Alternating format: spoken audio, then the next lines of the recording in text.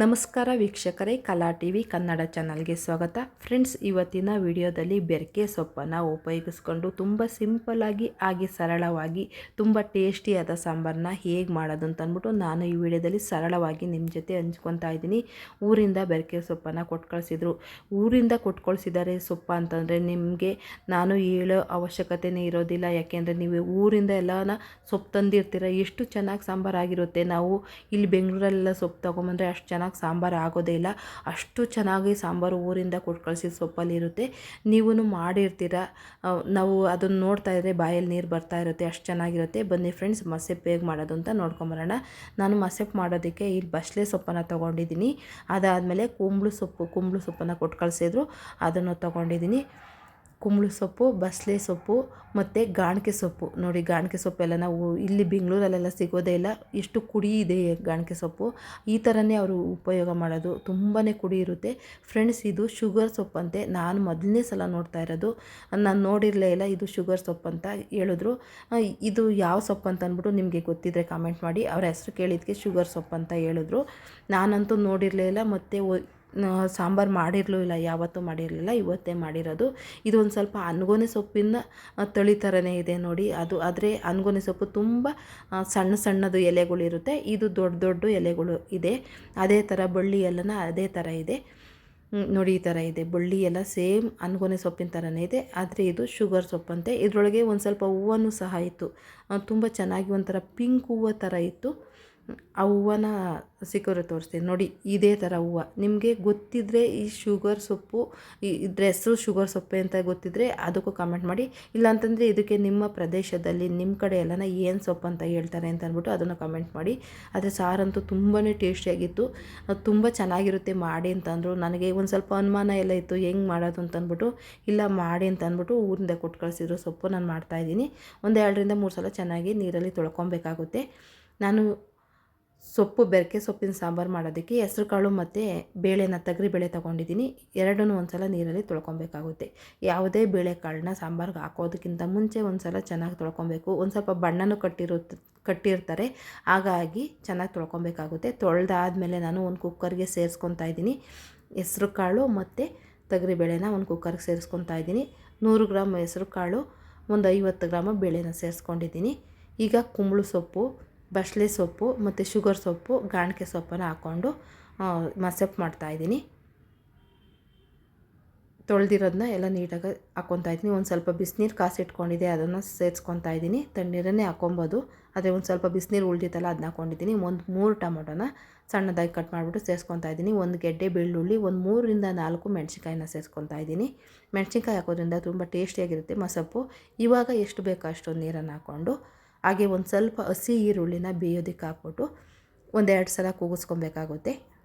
ಕುಕ್ಕರ್ನ stove ಮೇಲೆ ಇಟ್ಬಿಟ್ಟು ಒಂದು 2 ಸಲ ಕೂಗಿಸ್ಕೊತಾ ಇದ್ದೀನಿ.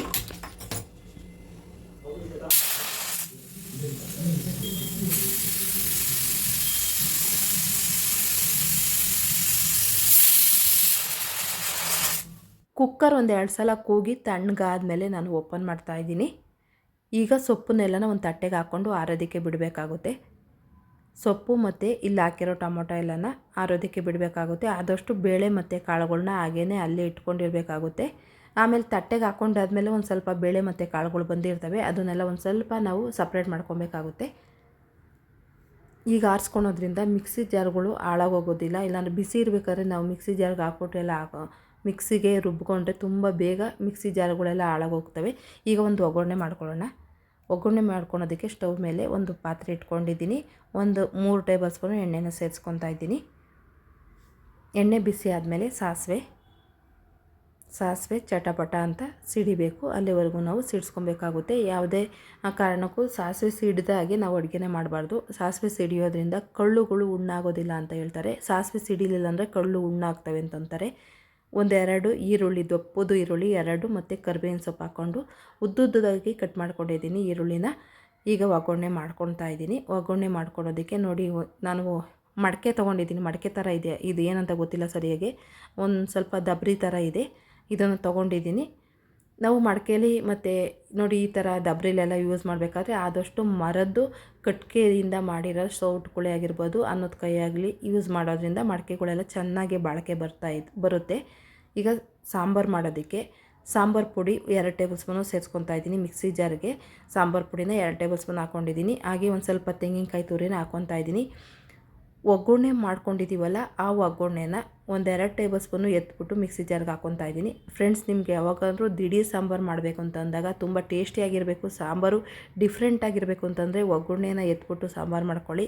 ಹಸಿ ಈರುಳ್ಳಿ ಹಾಕೋದ್ರ ಬದಲು ಒಗ್ಗರಣೆ ಹಾಕಿರ್ತೀವಲ್ಲ ಆ ಈರುಳ್ಳಿನ ಒಗ್ಗರಣೆಗೆ ಹಾಕ್ಕೊಂಡು ರುಬ್ಕೊಂಡು ಮಾಡ್ಕೊಳೋದ್ರಿಂದ ತುಂಬ ಟೇಸ್ಟಿಯಾಗಿರುತ್ತೆ. ಒಂದು ಸ್ವಲ್ಪ ರುಬ್ಬೋದಕ್ಕೆ ಬೇಕಾದಷ್ಟು ನೀರು ಹಾಕ್ಕೊಂಡು ರುಬ್ಬಿಟ್ಕೊಂಡಿದ್ದೀನಿ. ಮಸಾಲ ರೆಡಿಯಾಗಿದೆ. ಈಗ ಟೊಮೊಟೊ ಮತ್ತು ಸೊಪ್ಪನ್ನು ಹಾಕ್ಬಿಟ್ಟು ಇನ್ನೊಂದು ಸಲ ರುಬ್ಕೊಬೇಕಾಗುತ್ತೆ. ಬೇಕು ಅಂದರೆ ತುಂಬ ನುಣ್ಣಗೆ ರುಬ್ಕೊಳ್ಳಿ. ಒಂದು ಸ್ವಲ್ಪ ತರಿಯಾಗಬೇಕು ಅಂತಂದರೆ 1-2 ಸಲ ಆಡಿಸ್ಕೊಂಡ್ರೆ ಸಾಕಾಗುತ್ತೆ. ನಾನೊಂದು ಸ್ವಲ್ಪ ತರಿಯಾಗಿ ರುಬ್ಬಿಟ್ಕೊತಾ ಇದ್ದೀನಿ. ನೋಡಿ ಫ್ರೆಂಡ್ಸ್, ಈಗ ರೆಡಿಯಾಗಿದೆ. ಮಸಾಲ ಎಲ್ಲ ರೆಡಿಯಾಗಿದೆ. ಸೊಪ್ಪು ಮತ್ತು ಮಸಾಲೆ ಎಲ್ಲ ರೆಡಿಯಾಗಿದೆ. ಈಗ ಒಗ್ಗರಣೆ ಮಾಡ್ಕೊಂಡಿದ್ವಲ್ಲ ಅದೇ ಒಗ್ಗರಣೆಗೆ ನಾವು ರುಬ್ಕೊಂಡಿರೋ ಮಸಾಲಾನ ಹಾಕ್ಬಿಟ್ಟು ಚೆನ್ನಾಗಿ ಇದರ ಹಸಿ ವಾಸನೆ ಹೋಗೋವರೆಗೂ ಬಾಡಿಸ್ಕೊಬೇಕಾಗುತ್ತೆ ಎಣ್ಣೆಯಲ್ಲಿ. ಫ್ರೆಂಡ್ಸ್, ನಾವು ಒಗ್ಗರಣೆಗೆ ಮಸಾಲ ಹಾಕಿದ್ದೀವಲ್ಲ ಒಂದು ಸ್ವಲ್ಪ ಗಟ್ಟಿ ಇರುತ್ತೆ. ಹಾಗೆಯೇ ಬಿಟ್ಟರೆ ಸಿಡಿಯೋ ಚಾನ್ಸು ಜಾಸ್ತಿ ಇರುತ್ತೆ. ಹಾಗಾಗಿ ಕೈ ಆಡಿಸ್ತಾ ಇರಬೇಕಾಗುತ್ತೆ. ಇಲ್ಲಾಂತಂದರೆ ಕೈ ಆಡಿಸೋಕ್ಕೆ ಆಗೋಲ್ಲ ಅಂತಂದರೆ ಒಂದು ಸ್ವಲ್ಪ ಉರಿ ಸಣ್ಣ ಮಾಡಿಕೊಂಡು ಪ್ಲೇಟ್ ಮುಚ್ಕೊಂಡ್ರೆ ಚೆನ್ನಾಗಿ ಕುತ್ಕೊಳ್ಳುತ್ತೆ. ಅದರ ಹಸಿ ವಾಸನೆ ಹೋಗೋವರೆಗೂ 1 ನಿಮಿಷ ನಾವು ಬಾಡಿಸ್ಕೊಬೇಕಾಗುತ್ತೆ.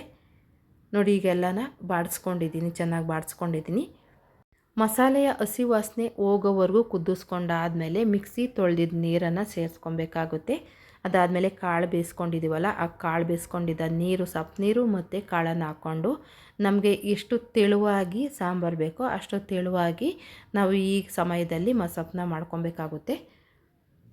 ಆದಷ್ಟು ಒಂದು ಸ್ವಲ್ಪ ಮಸಪ್ಪೆಲ್ಲನ ಒಂದು ಸ್ವಲ್ಪ ಗಟ್ಟಿಯಾಗಿದ್ದರೆ ತುಂಬ ಚೆನ್ನಾಗಿರುತ್ತೆ. ಈ ಮಸಪ್ಪು ಮುದ್ದೆಗೆ ಮಾತ್ರ ಅಲ್ಲ, ಅನ್ನಕ್ಕೆ ಮಾತ್ರ ಅಲ್ಲ, ಚಪಾತಿ ಮತ್ತು ರೊಟ್ಟಿಗಂತೂ ತುಂಬಾ ಚೆನ್ನಾಗಿರುತ್ತೆ. ನನ್ನ ಮಗಳಿಗಂತೂ ರೊಟ್ಟಿಗೆ ಚಪಾತಿಗೆ ತುಂಬ ಇಷ್ಟಪಟ್ಟು ತಿಂತಾಳೆ. ಈಗ ರುಚಿಗೆ ತಕ್ಕಷ್ಟು ಉಪ್ಪು ಹಾಕ್ಬಿಟ್ಟು ಚೆನ್ನಾಗಿ ಒಂದು 5-6 ನಿಮಿಷ ಕುದಿಸ್ಕೊಂಡ್ರೆ ತುಂಬ ರುಚಿಕರವಾದ ಟೇಸ್ಟಿಯಾದ ಮಸಪ್ಪು ರೆಡಿಯಾಗುತ್ತೆ. ಫ್ರೆಂಡ್ಸ್, ನೀವು ಊರ ಕಡೆ ಹೋದಾಗೆಲ್ಲ ಸೊಪ್ಪು ತೊಗೊಂಬಂದಿರ್ತೀರಲ್ಲ, ಅದು ಒಂಥರ ಇರೋದಿಲ್ಲ, ಒಂದು 5-6 ಥರ ಸೇರಿಬಿಟ್ಟು ಸಾಂಬಾರನ್ನ ಮಾಡ್ತಾರೆ. ನಾವು ಹೋದಾಗಂತೂ ಅಲ್ಲೋದಾಗ ಬೇರೆಯವ್ರು ಮಾಡಿದಾಗಂತೂ ನಮಗೆ ಅದು ಯಾವ ಥರ ಇದ್ರೂ ತುಂಬಾ ಟೇಸ್ಟಿಯಾಗಿರುತ್ತೆ. ನಮ್ಗೆ ಅದು ರುಚಿನೇ ಬೇರೆ ಥರ ಇರುತ್ತೆ. ಹಳ್ಳಿಯವರೆಲ್ಲ ಮಾಡೋದು, ಅಜ್ಜಿದಿರೆಲ್ಲ ಮಾಡ್ತಾರಲ್ಲ ಆ ಸಾಂಬಾರು. ಹಾಗಾಗಿ ಅವ್ರು ಹೇಳಿದಂಗೆ ನಾನು ಇವತ್ತು ಮಾಡಿ ತೋರಿಸಿದ್ದೀನಿ. ಈ ಸಾಂಬಾರು ನಿಮ್ಗೆ ಇಷ್ಟ ಆಗುತ್ತೆ ಅಂತ ನಾನು ತಿಳ್ಕೊತಾ ಇದ್ದೀನಿ. ಇಷ್ಟ ಆಗಿದ್ದರೆ ಕಲಾ ಟಿವಿ ಕನ್ನಡ ಚಾನಲ್ನ ಸಬ್ಸ್ಕ್ರೈಬ್ ಮಾಡ್ಕೊಳ್ಳೋದ್ರ ಮೂಲಕ ನನಗೆ ಸಪೋರ್ಟ್ ಮಾಡಿ ಫ್ರೆಂಡ್ಸ್. ಹಾಗೆ ಈ ವಿಡಿಯೋಕ್ಕೊಂದು ಲೈಕ್ ಕೊಡಿ. ನಿಮ್ಗೆ ಗೊತ್ತಿರೋರಿಗೆ, ನಿಮ್ಮ ಹಿತೈಷಿಗಳಿಗೆ, ಹಾಗೆ ಬ್ಯಾಚುಲರ್ ಇರ್ತಾರಲ್ಲ ಅವ್ರಿಗೆಲ್ಲ ಈ ವಿಡಿಯೋನ ಶೇರ್ ಮಾಡಿ. ನಿಮ್ಮ ಅನಿಸಿಕೆ ಅಭಿಪ್ರಾಯನ ಕಾಮೆಂಟ್ ಮೂಲಕ ವ್ಯಕ್ತಪಡಿಸಿ. ಇಷ್ಟೊತ್ತು ಈ ವಿಡಿಯೋ ನೋಡಿದ್ದಕ್ಕೆ ಧನ್ಯವಾದಗಳು. ಮತ್ತೊಮ್ಮೆ ಸಿಗೋಣ. ಅಲ್ಲಿವರೆಗೂ ಥ್ಯಾಂಕ್ ಯು ಫ್ರೆಂಡ್ಸ್.